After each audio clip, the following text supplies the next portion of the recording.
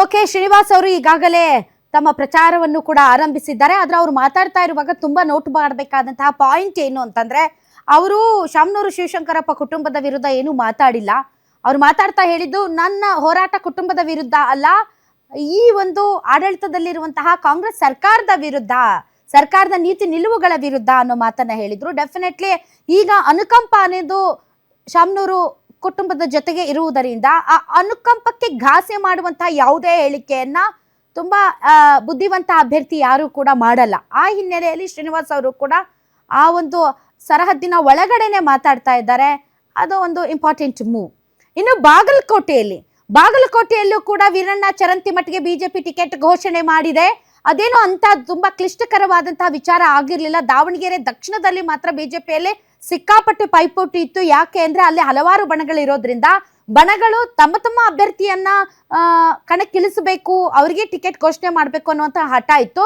But ಬಾಗಲಕೋಟೆಯಲ್ಲಿ quite clear ಇತ್ತು. ತುಂಬಾ ದೊಡ್ಡ ಕನ್ಫ್ಯೂಷನ್ ಅಥವಾ ತುಂಬಾ ದೊಡ್ಡ ಹೋರಾಟ ಏನು ಇರಲಿಲ್ಲ. ಹೀಗಾಗಿ ಕಳೆದ ಬಾರಿ HY ಮೇಟಿ ಅವರ ವಿರುದ್ಧ ತುಂಬಾ ಕಡಿಮೆ ಅಂತರದಲ್ಲಿ, ಸುಮಾರು 6337 ಓಟ್ಗಳ ಅಂತರದಲ್ಲಿ ಸೋತಿದ್ದಂತಹ ಬಿಜೆಪಿಯ ಅಭ್ಯರ್ಥಿ ವೀರಣ್ಣ ಚರಂತಿಮಠ. ಹಾಗೆ ನೋಡಿದ್ರೆ ಅವರು 3 ಬಾರಿ ಈಗಾಗಲೇ ಬಾಗಲಕೋಟೆ ಕ್ಷೇತ್ರದಿಂದ ಆಯ್ಕೆಯಾಗಿದ್ರು. ಕಳೆದ ಬಾರಿ HY ಮೇಟಿ ವಿರುದ್ಧ ಸೋತಿದ್ರು ಕಡಿಮೆ ಅಂತರದಲ್ಲಿ. ಈಗ ಅವರಿಗೇನೆ ಯುಗಾದಿ ದಿನದಂದು ವೀರಣ್ಣ ಚರಂತಿಮಠ ಅವರಿಗೆ ಬಾಗಲಕೋಟೆಯಿಂದ ಬಿಜೆಪಿ ಟಿಕೆಟ್ ಅನೌನ್ಸ್ ಆಗಿದೆ. ಸೊ ಯುಗಾದಿ ದಿನ ಟಿಕೆಟ್ ಘೋಷಣೆಗೆ ಅಭ್ಯರ್ಥಿ ಡೆಫಿನೆಟ್ಲಿ ಸಂಭ್ರಮಾಚರಣೆಯನ್ನ ಮಾಡ್ತಾ ಇದ್ದಾರೆ. ಸೊ ಕಳೆದ ಬಾರಿ ಮೇಟಿ ವಿರುದ್ಧ ಕೇವಲ ಕಡಿಮೆ ಮತಗಳ ಅಂತರದಿಂದ ಸೋತಿದ್ದಂತಹ ಚರಂತಿಮಠ ಈಗ ಒಂದು ಅನುಕಂಪದ ಅಲೆಯಲ್ಲಿ ತೇಲಾಡ್ತಾ ಇದ್ದಾರೆ. ಸದ್ಯ ಕಾಂಗ್ರೆಸ್ ಪಕ್ಷದ ವಿರುದ್ಧ ಜನರಿಗಿರುವಂತಹ ಅಸಮಾಧಾನ, ಅಸಹನೆ ಮತ್ತು ಮೇಟಿ ಕುಟುಂಬದಲ್ಲಿ ಇರುವಂತಹ ಟಿಕೆಟ್ ಪೈಪೋಟಿ. ಮೇಟಿ ಮಕ್ಕಳು 3 ಜನ, ಉಮೇಶ್ ಮೇಟಿ, ಮಲ್ಲಿಕಾರ್ಜುನ್ ಮೇಟಿ ಮತ್ತು ಮಗಳು ಮಾದೇವಿ ಮೇಟಿ, 3 ಜನ ನನಗೆ ಟಿಕೆಟ್ ಬೇಕು ಅಂತ ಹೋರಾಟ ನಡೆಸ್ತಾ ಇರೋದು ಎಲ್ಲ ಒಂದ್ ಕಡೆ ಚರಂತಿಮಠ ಅವರಿಗೆ ಪ್ಲಸ್ ಪಾಯಿಂಟ್ ಆಗಬಹುದು. ಹೀಗಾಗಿ ಟಿಕೆಟ್ ಘೋಷಣೆ ದಿನವೇ ಅವರು ಸಂಭ್ರಮಾಚರಣೆ ಮಾಡ್ತಾ ಇದ್ದಾರೆ.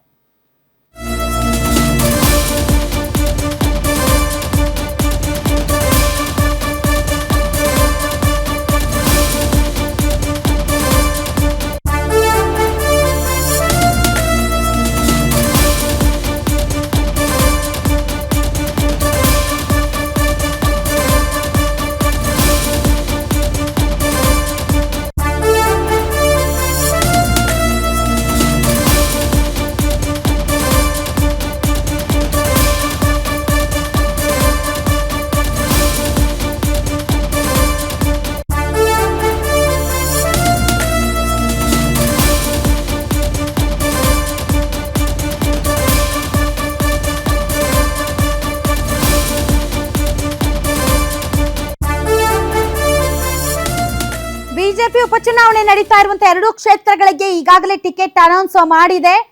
ದಾವಣಗೆರೆ ದಕ್ಷಿಣದಲ್ಲಿ ಶ್ರೀನಿವಾಸ್ ಅವರಿಗೆ ಮತ್ತು ಆಬ್ವಿಯಸ್ಲಿ ಬಾಗಲಕೋಟೆಯಲ್ಲಿ ವೀರಣ್ಣ ಚರಂತಿಮಠ ಅವರಿಗೆ ಟಿಕೆಟ್ ಅನ್ನ ಘೋಷಣೆ ಮಾಡಿದೆ. ಕಳೆದ ಬಾರಿ ಕಡಿಮೆ ಅಂತರದಲ್ಲಿ HY ಮೇಟಿ ವಿರುದ್ಧ ಸೋತಿದ್ರು. ಹೀಗಾಗಿ ಅವರಿಗೆ ಅನುಕಂಪದ ಅಲೆ ಇದೆ.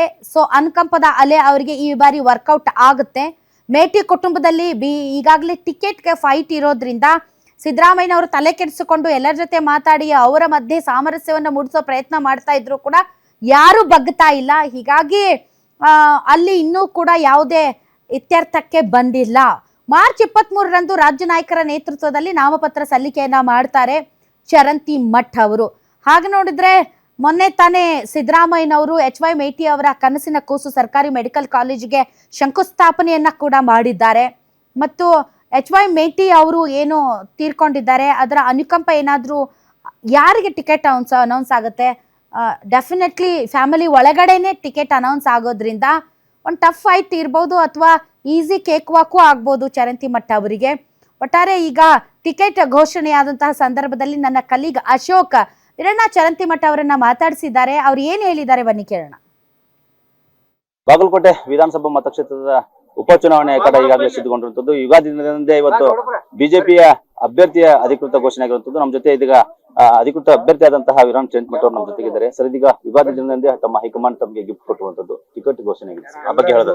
ಯುಗಾದಿಯ ಶುಭಾಶಯಗಳನ್ನ ಹೇಳ್ತಾ, ಯುಗಾದಿ ದಿನ ಟಿಕೆಟ್ ಅನೌನ್ಸ್ ಮಾಡಿದ್ದಕ್ಕೆ ರಾಷ್ಟ್ರೀಯ ನಾಯಕತ್ವಕ್ಕೂ ರಾಜ್ಯದ ನಾಯಕತ್ವಕ್ಕೂ ಅಭಿನಂದನೆಗಳನ್ನು ಸಲ್ಲಿಸ್ತೇನೆ. ಇಲ್ಲಿ ಅಧಿಕೃತ ಅನಧಿಕೃತ ಅಭ್ಯರ್ಥಿಗಳು ಯಾರೂ ಇಲ್ಲ. ಹೋಗಿದ್ದೇ ಒಂದು ಹೆಸರು, ಅನೌನ್ಸ್ ಮಾಡಿದ್ದು ಒಂದೇ ಒಂದು ಹೆಸರು. ನಮ್ಮ ಎಲ್ಲ ರಾಷ್ಟ್ರ ಮಟ್ಟದ ನಾಯಕರಿಗೆ, ರಾಜ್ಯ ಮಟ್ಟದ ನಾಯಕರಿಗೆ ಅಭಿನಂದನೆಗಳನ್ನು ಸಲ್ಲಿಸ್ತೇನೆ. 319 ಬೂತ್ನಲ್ಲಿ ಗ್ರಾಮೀಣ ಮತ್ತು ನಗರ ಸೇರಿ ಬೂತ್ ಕಮಿಟಿ ಎಲ್ಲ ಆಗಿದೆ. ಬೂತ್ ಅಧ್ಯಕ್ಷರು, ಸಮಿತಿ ಸದಸ್ಯರು, BLA 2ಗಳು ಮತ್ತು ಎಲ್ಲ ಮೋರ್ಚಾಗಳು, ಪೇರೆಂಟ್ ಬಾಡಿಗಳು ಎಲ್ಲನೂ ಅತ್ಯಂತ ಸುವ್ಯವಸ್ಥಿತವಾಗಿ ಕಮಿಟಿಗಳ ರಚನೆ ಆಗಿದ್ದಾವೆ. ಈಗ 2 ಮಂಡಲದಲ್ಲಿ, ಗ್ರಾಮೀಣ ನಗರ ಮಂಡಲದಲ್ಲಿ ಅತ್ಯಂತ ಸುವ್ಯವಸ್ಥಿತವಾಗಿ ಚುನಾವಣೆಯನ್ನ ನಾವು ಎದುರಿಸ್ತೇವೆ. ಅದರಲ್ಲಿ ಯಾವುದೇ ಸಂಶಯ ಇಲ್ಲ. ಸರ್ಕಾರ ಈಗ ಕಾಂಗ್ರೆಸ್ ಇರುವಂತದ್ದು, ಆಡಳಿತ ಪಕ್ಷ, ಸಚಿವರು, ನಾಯಕರು ಸಾಕಷ್ಟು ದಂಡ ಇಲ್ಲಿ ಹರಿದು ಬರುತ್ತೆ. ಅದಕ್ಕೆಲ್ಲ ತಾವೆಲ್ಲ ಹೇಗೆ ಸಿದ್ಧತೆ ಮಾಡ್ಕೊಂಡಿದ್ವಿ? ಅವರೆಲ್ಲ ಸರ್ಕಾರ ಹರಿದು ಬಂದ್ರೆ, ಮಂತ್ರಿಗಳು ಹರಿದು ಬಂದ್ರೆ ಅವ್ರು ಬಂದು ಇಲ್ಲಿ ಬೂತ್ ನಲ್ಲಿ ಓಟ್ ಹಾಕುದಿಲ್ಲ. 48 ತಾಸು ಮುಂಚೆನೆ ಅವ್ರು ಹೋಗ್ಬೇಕು ವಾಪಸ್. ಚುನಾವಣಾ ನಿಯಮಾವಳಿ ಪ್ರಕಾರ ಅವ್ರನ್ನ ವಾಪಸ್ ಕಳಿಸ್ತಾರೆ. ಮತ ಹಾಕೋರು ನಮ್ಮ ಮತದಾರರು, ಈ ಕ್ಷೇತ್ರದ ಮತದಾರರು 100% 100% ಬಂದು ಅವತ್ತು ಅದೊಂದು ನಮ್ಮ ಕರ್ತವ್ಯ ಅಂತೇಳಿ ಅವರು ಮತ ಹಾಕಿದ್ರೆ ಬಿಜೆಪಿಗೆ ಗೆಲ್ಲುವಂತ ಒಂದು ಅವಕಾಶ ಬಹಳ ದೊಡ್ಡ ಪ್ರಮಾಣದಲ್ಲಿ ಇದೆ. ಯಾವೆಲ್ಲ ಅಂಶಗಳನ್ನ ಇಟ್ಕೊಂಡು ತಾವು ಚುನಾವಣೆಗೆ ಹೋಗ್ತಾ ಇದ್ದೀವಿ ಸರ್? ಹಿಂದೆ ಮಾಡಿದಂತ ಕಾಂಗ್ರೆಸ್ ಮಂದಿಗೆ ಮಾಡಿದಂತ ಮೋಸ, ಕಾಂಗ್ರೆಸ್ ಪಕ್ಷದ ದುರಾಡಳಿತ, ಯಾರು ಸೇಫ್ ಇಲ್ಲ ಕಾಂಗ್ರೆಸ್ ಪಕ್ಷದಲ್ಲಿ. ಆ ಒಂದು ಅಜೆಂಡಾ ಮತ್ತು ನಾವು ಮಾಡಿದಂತ ಡೆವಲಪ್ಮೆಂಟ್, ಅಭಿವೃದ್ಧಿ ಪರ ಅಜೆಂಡಾ ಇಟ್ಕೊಂಡು ನಾವು ಮತ ಕೇಳ್ತಾ ಇದ್ದೇವೆ. ಸರ್, ಎಷ್ಟನೇ ತಾರೀಕಿಗೆ ನೀವು ನಾಮಪತ್ರ ಸಲ್ಲಿಕೆ ಮಾಡ್ತಾರೆ? ಯಾವೆಲ್ಲ ನಾಯಕರು ಬರ್ತಾರೆ? 23ನೇ ತಾರೀಕಿಗೆ ನಾಮಪತ್ರ ಸಲ್ಲಿಸ್ತೀವಿ. ಜಿಲ್ಲೆಯ ಎಲ್ಲ ಮುಖಂಡರು ಬರ್ತಾರೆ, ರಾಜ್ಯದ ಅನೇಕ ಮುಖಂಡರು ಇದರಲ್ಲಿ ಭಾಗವಹಿಸ್ತಾರೆ. ಸರ್, ಈಗ ಗರ್ ವಾಪಸಿ ಬರ್ತಿರುವಂತದ್ದು ಬಿಜೆಪಿ ಕಾರಜೋಳ ಸಾಹೇಬರು, ಅರುಣ್ ಶಾಪುರ್ ಅವ್ರು ನೋಡ್ಕೊಂತಾರ. ಅದು ನನ್ನ ಜವಾಬ್ದಾರಿ ಇಲ್ಲ, ಅದ್ರಾಗ ಅವ್ರು ನೋಡ್ಕೊಂತಾರೆ. ಇದಿಷ್ಟು ಏನು ಬಿಜೆಪಿ ಅಭ್ಯರ್ಥಿ ಆದಂತ ವೀರಣ್ಣ ಚೇಂದ್ರ ಮಾತಾಗಿರುವಂತದ್ದು. Ashok, guarantee news, Bagalkot.